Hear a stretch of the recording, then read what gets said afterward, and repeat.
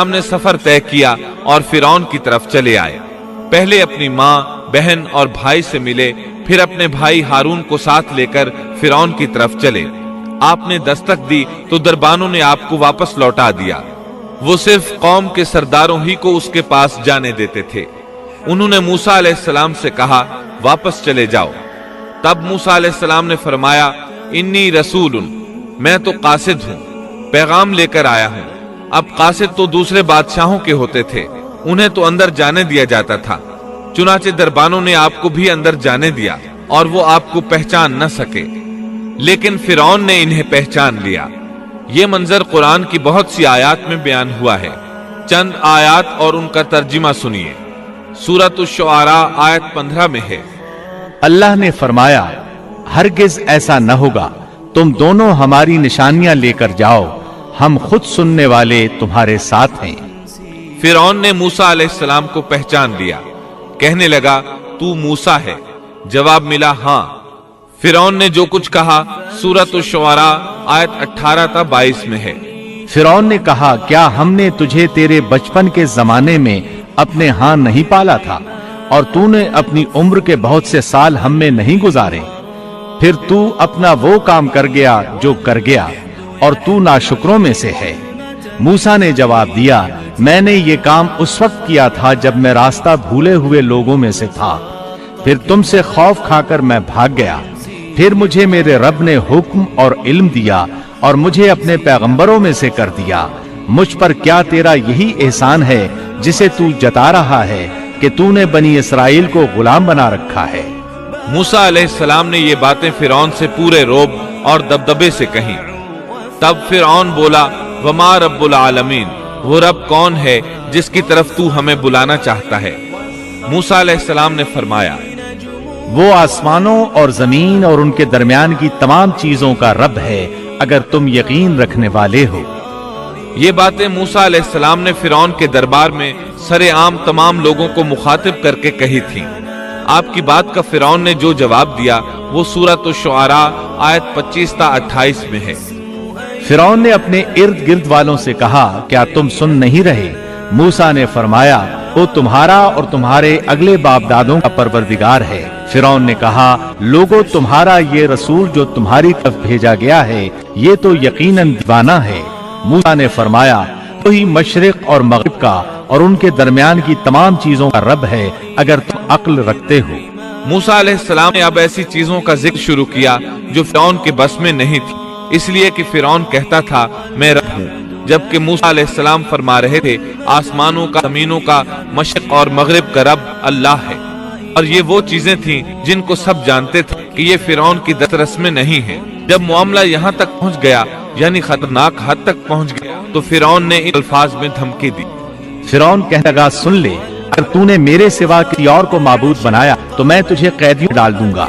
अब में मूसा अलैहिस्सलाम फरमाया, अगरचे मैं तेरे पास कोई जाहिर चीज ले आऊं। जवाब में फिरौन ने कहा, अगर तू सच्चों में से है तो उसको पे कर। अब वक्त आ चुका था कि मूसा अलैहिस्सलाम उसके सामने मौजज़ात ज़ाहिर फरमाते। सूरह तौहा आयत 47 ta 51 में ये जिक्र इस तरह मिलता है, हम तेरे परवरदिगार के भेजे हुए हैं, तू हमारे साथ बनी इसराइल को भेज दे, उनकी सराएं खत्म कर दे। हम तो तेरी तरफ रब की तरफ से निशान लेकर आए हैं और सलामती उसी के लिए है जो हिदायत पाबंद हो जाए। हमारी तरफ वही गई है कि जो जलाए और रूगरदान करे उसके लिए अज़ाब है। फिरौन ने पूछा, ए मूसा, तुम दोनों का रब कौन है? उन्होंने जवाब दिया, हमारा रब वो है जिसने हर एक को उसकी खास शक्ल सूरत इनायत फरमाई, फिर राह समझाई। उसने कहा, अच्छा ये तो बताओ अगले जमाने वालों का हाल क्या होना है? फिरौन मतलब ये था कि इन्होंने उस रब की इबादत नहीं की जिसके बारे में तू हमसे गुफ्तगू कर रहा है, उनका हाल क्या होगा? मूसा अलैहिस्सलाम ने जो जवाब दिया उसका जिक्र सूरह तौहा आयत 52 में आया है। उन्होंने जब दिया, उनका इल्म मेरे रब के यहाँ किताब मौजूद है, न तो मेरा रब गलती करता है न भूलता है। सूरह तौहा आयत 53-54 में अल्लाह ताला अपना तारुफ बयान फरमाते हैं, उसी ने तुम्हारे लिए जमीन को फर्श बनाया है और इसमें तुम्हारे चलने के लिए रास्ते बनाए हैं। आसमान से पानी भी बरसाता है, फिर उस बरसात वजह से मुख्तलिफ किस्म की पैदावार हम ही पैदा करते हैं और तुम्हें इजाजत दी कि खुद भी खाओ और अपने मवेशी चराओ। ان چیزوں میں عقل والوں کے لیے اللہ کی قدرت کی نشانی ہے۔ اب موقع آ پہنچا تھا کہ ان کے سامنے نشانیاں اور معجزات ظاہر کیے جائیں۔ فرعون بولا، اچھا اگر تو اب دعوے میں سچا ہے تو نشانیاں پیش کر۔ سورۃ الشعراء آیت 32 اور 33 میں ہے۔ موسیٰ نے اس وقت اپنی لاٹھی ڈالی جو اچانک دم کھلا اژدہا بن گئی، اور اپنا ہاتھ بغل میں دے کر نکالا تو وہ اچانک دینے والوں کے لیے چمکنے لگا۔ مطلب یہ کہ موسیٰ علیہ السلام نے 2 عظیم معجزات ظاہر کیے۔ ان کو دیکھتے فرعون اور اس کے درباری سب حیرت زدہ رہ گئے۔ انہوں نے دانتوں تلے انگلیاں ڈالی، لیکن فرعون نے فوراً پینترا بدلا۔ وہ ڈر گیا کہ کہیں اس کا کوئی باری اسلام قبول کر لے، چنانچہ فوراً بول اٹھا، کہنے لگا، اے موسیٰ، تم ہمارے پاس اس لیے آئے ہو کہ ہمیں ہمارے ملک سے اپنے جادو زور سے نکال دو۔ یعنی تو نے جادوگروں والا کرتب دکھایا ہے۔ ہم اچھی طرح جانتے ہیں کہ یہ جادو کی سرزمین ہے، یہاں بڑے بڑے جادوگر رہتے ہیں، لیکن یہ جادو عجیب ہے۔ کیا تیرا ارادہ یہ ہے کہ تو اپنے جادو کے زور سے ہمیں مرعوب کر کے بنی اسرائیل کو لے جا؟ لیکن ہم مرعوب ہونے کی بجائے ہم مقابلہ کریں گے۔ سو ہم بھی تمہارے مقابلے میں ایسا ہی جادو لائیں گے۔ تو ہمارے اور اپنے درمیان ایک وعدے کا وقت مقرر کر لے، نہ ہم اس کی خلاف ورزی کریں اور نہ تم کرو، کسی ہموار میدان میں مقابلہ ہو۔ موسیٰ علیہ السلام اسی موقع کی تلاش میں تھے تاکہ سب لوگوں کو دعوت دے سکے۔ موسیٰ علیہ السلام نے اسی وقت کہا۔ موسیٰ نے جواب دیا کہ زینت اور جشن کے دن کا وعدہ ہے، اور یہ کہ لوگ دن چڑھے ہی جمع ہو جائیں۔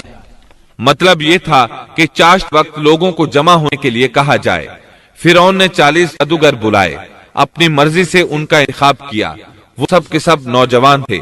انہوں نے بڑے بڑے جادوگروں سے بچپن ہی سے جادو کا فن سیکھنا شروع کر دیا تھا۔ اپنے بچپن سے لے کر جوانی تک وہ جادو ہی سیکھ رہے تھے۔ غرض سب کے سب یعنی 40 جادوگر جمع ہو گئے، پھر میدان میں آئے۔ موسیٰ علیہ السلام نے انہیں جن الفاظ میں ڈرایا وہ سورہ طٰہٰ آیت 61 میں آئے ہیں۔ موسیٰ نے ان سے کہا، تمہاری شامت آ چکی ہے، اللہ تعالیٰ پر جھوٹ اور افتراء نہ باندھو، کہیں اللہ تمہیں کسی قسم کی سزا سے نیست و نابود نہ کر دے، اور جو جھوٹ باندھتا ہے وہ بالآخر ناکام ہی رہتا ہے۔ جادوگروں نے یہ سن کر چہمے گوئیاں شروع کر دیں۔ ان کو لوگ تو سن رہے تھے لیکن فرعون نہیں سن رہا تھا۔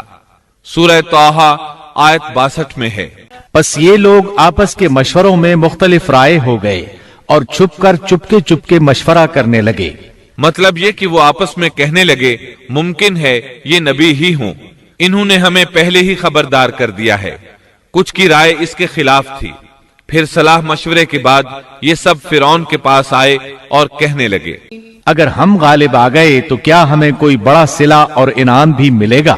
جواب میں فرعون نے کہا، ہاں، بلکہ اس سے بڑھ کر یہ کہ تم اس صورت میں ہمارے مقرب لوگوں میں داخل ہو جاؤ گے۔ اب ان میں لالچ پیدا ہوا، لوگوں میں اعلان کرنے لگے، کہنے لگے، بے شک یہ دونوں محض جادوگر ہیں، ان کا پختہ ارادہ ہے کہ یہ اپنے جادو کے زور سے تمہیں تمہاری سرزمین سے نکال باہر کریں اور تمہارے عمدہ مذہبی طریقے کو ختم ہی کر دیں۔ پھر آپس میں باتیں کرتے ہوئے یوں کہنے لگے کہ اختلاف نہ کرو، سب مل کر اپنی تدبیر آزماؤ اور صف بنا کر مقابلے میں آؤ۔ چنانچہ 40 کے 40 جادوگر ایک ہی صف بنا کر فخر اور غرور سے چلتے ہوئے موسیٰ علیہ السلام کی طرف بڑھنے لگے۔ ادھر موسیٰ علیہ السلام آگے بڑھے، بس ہارون علیہ السلام آپ کے پیچھے تھے۔ لوگوں کی حالت دیکھنے کے قابل تھی۔ ان کی زبان پر یہ الفاظ تھے، جو آج غالب آ گیا وہی کامیاب ہے۔ جادوگر پھر کہنے لگے، اے موسیٰ، یا تو پہلے ڈال یا ہم پہلے ڈالنے والے بن جائیں۔ اللہ سبحانہ و تعالی نے موسیٰ علیہ السلام کی طرف وحی کی کہ پہلے انہیں ڈالنے دے۔ جواب دیا کہ نہیں، تم ہی پہلے ڈالو۔ ان جادوگروں کے پاس لاٹھیاں اور رسیاں تھیں، انہوں نے وہ میدان میں ڈال دی۔ دیکھتے ہی دیکھتے وہ لکڑیاں اور رسیاں حرکت کرنے لگیں، عجیب و غریب شکل و صورت میں بڑی تیزی سے ادھر ادھر آنے جانے لگیں۔ سورہ طٰہٰ آیت 66 میں اللہ تعالیٰ فرماتے ہیں، اب تو موسیٰ کو یہ خیال گزرنے لگا کہ ان کی رسیاں اور لکڑیاں ان کے جادو کے زور سے دوڑ بھاگ رہی ہیں۔ سورۃ الاعراف آیت 116 میں اس واقعے کو اللہ تعالیٰ نے یوں بیان کیا ہے، جب انہوں نے ڈالا تو لوگوں کی آنکھوں پر جادو کر دیا اور ان کو دہشت زدہ کر دیا اور ایک طرح کا بہت بڑا جادو بنا لائے۔ जादू के करतब से लोगों की आंखों पर जादू कर दिया। बस सबको यूं दिखाई देता था कि ये सब सांप हैं। सब लोग खौफजदा से हो गए। मूसा अलैहिस्सलाम ने भी कुछ खौफ सा महसूस किया कि ये कैसा जादू है।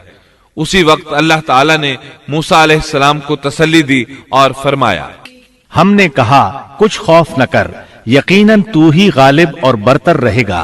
तेरे दाएं हाथ में जो है वो डाल दे।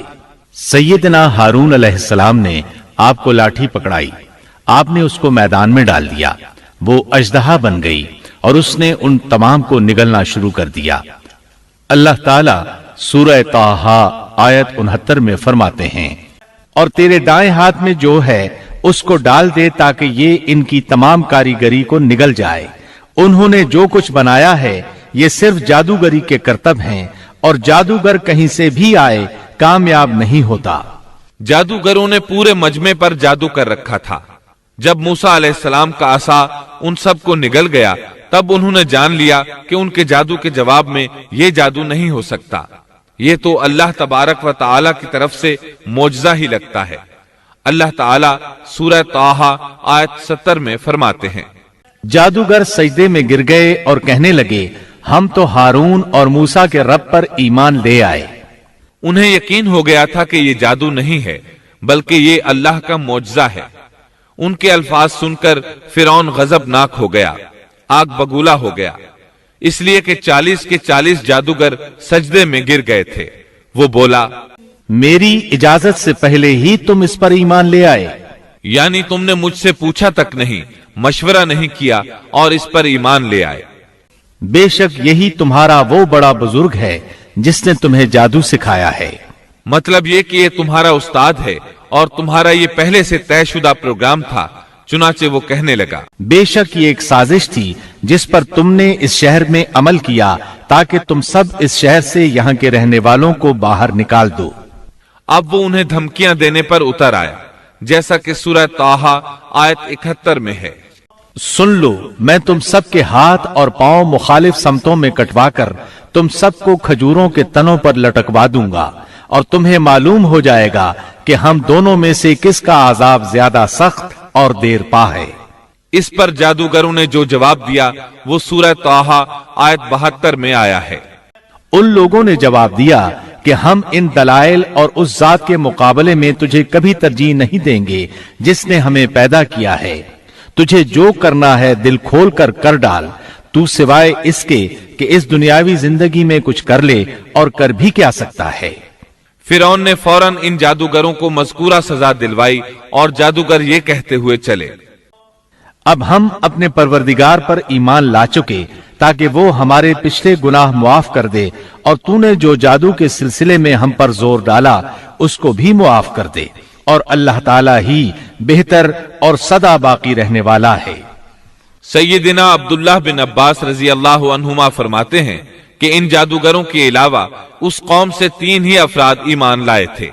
एक आसिया, दूसरा वो दौड़कर आने वाला आदमी, और तीसरा वो आदमी जो आले फिरौन में से था और अपने ईमान को छुपाए हुए था। बाकी सब के सब कुफ्र पर ही डटे रहे।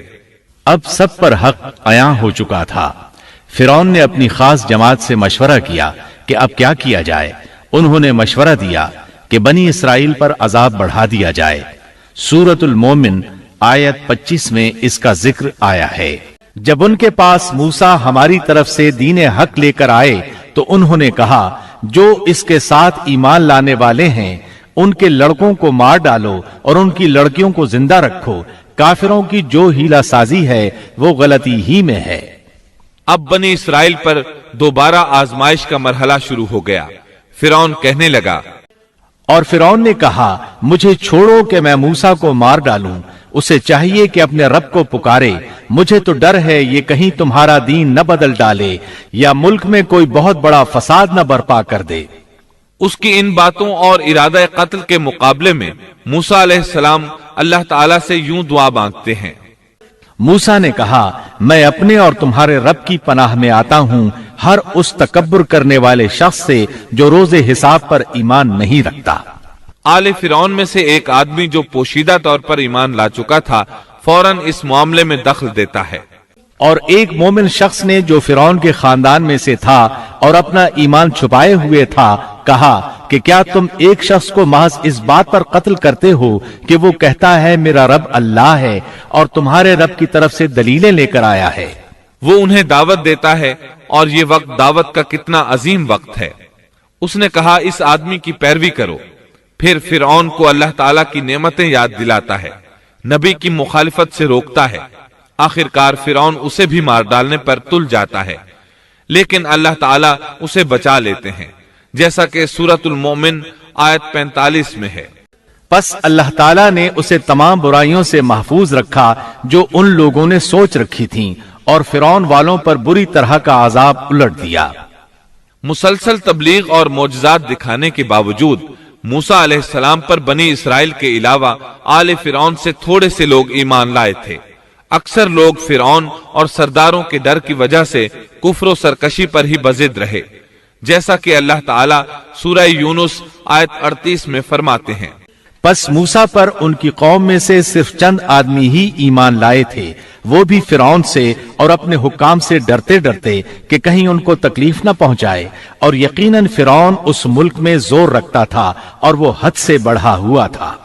بنی اسرائیل پر آزمائشیں شروع ہو گئیں تو موسیٰ علیہ السلام نے ان سے فرمایا، اور موسیٰ نے کہا اے میری قوم، اگر تم اللہ پر ایمان رکھتے ہو تو اسی پر توکل کرو، اگر تم اطاعت کرنے والے ہو۔ انہوں نے عرض کیا کہ ہم نے اللہ ہی پر توکل کیا ہے۔ پہلے اگرچہ انہوں نے موسیٰ علیہ السلام سے شکوہ کیا تھا اور یہ کہا تھا، ہم تو ہمیشہ مصیبت ہی میں رہے، آپ کی تشریف آوری سے پہلے بھی اور آپ کی تشریف آوری کے بعد میں بھی۔ مطلب یہ تھا کہ آپ کی پیدائش سے پہلے بھی فرعون نے ہمارے لڑکے ذبح کیے، اور آپ کے دعوی نبوت کے بعد بھی یہی حال ہے۔ البتہ بعد میں انہوں نے اپنے اس جواب سے رجوع کر لیا، معافی مانگی اور یوں کہا، انہوں نے عرض کیا کہ ہم نے اللہ ہی پر توکل کیا، اے ہمارے پروردگار، ہم کو ان ظالموں کے لیے فتنہ نہ بنا اور ہمیں اپنی رحمت سے ان کافر لوگوں سے نجات دے۔ اس کے بعد اللہ تعالیٰ نے موسیٰ علیہ السلام کو وحی فرمائی۔ اس کا ذکر سورہ یونس آیت 87 میں ہے۔ اور ہم نے موسیٰ اور ان کے بھائی کے پاس وحی بھیجی کہ تم دونوں اپنی قوم کے لیے مصر میں گھر بنا لو۔ مطلب یہ کہ اپنے گھروں ہی کو مسجد بنا لو، یعنی فرعون کی طرف سے سختی اور نگرانی زیادہ ہے اور تمہارے لیے مسجدوں میں آ کر نماز پڑھنا ممکن نہیں، تو تم گھروں ہی میں نماز ادا کرتے رہو، جیسا کہ سورہ یونس آیت 87 میں ہے۔ اور نماز کے پابند رہو اور آپ مسلمانوں کو بشارت دے دیں۔ اسی موقع پر موسیٰ علیہ السلام نے ایک دعا فرمائی، اور موسیٰ نے عرض کیا اے ہمارے رب، تو نے فرعون کو اور اس کے سرداروں کو سامان زینت اور طرح طرح کے مال دنیاوی زندگی میں دیے، اے ہمارے رب اسی واسطے دیے ہیں کہ وہ تیری راہ سے گمراہ کریں۔ اے ہمارے رب ان کے مالوں کو نیست و نابود کر دے اور ان کے دلوں کو سخت کر دے، سو یہ ایمان نہ لانے پائیں یہاں تک کہ دردناک عذاب کو دیکھ لیں۔ مورخین کہتے ہیں فرعون کی قوم کے بڑے بڑے سرداروں کے مال، حتیٰ کہ ان کے کھانے کی چیزیں پتھر اور مٹی کے ڈھیلے بن گئے، یہاں تک کہ انڈے اور دال بھی، اور یہ اس بات کا نتیجہ تھا کہ اللہ تعالیٰ نے موسیٰ اور ہارون علیہ السلام کی دعا کو قبول فرما لیا ہے، جیسا کہ اللہ تعالیٰ سورہ یونس آیت 89 میں فرماتے ہیں، حق تعالیٰ نے فرمایا کہ تم دونوں کی دعا قبول کر لی گئی، سو تم ثابت قدم رہو اور ان لوگوں کی راہ نہ چلنا جن کو علم نہیں۔ اس کے بعد بنی اسرائیل پر بلائیں اور آزمائشیں سخت ہو گئیں۔